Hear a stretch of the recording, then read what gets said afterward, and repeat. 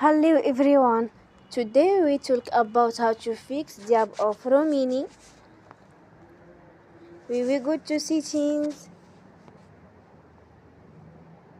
then we click on apps. After that we search the app Romini and we click. Then we will on force stop. After that we go to storage. Then we click on clear cache.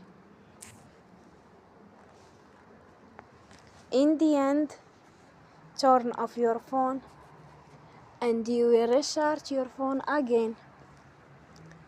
Don't forget to support us by like and subscribe. See you next time and thank you for watching.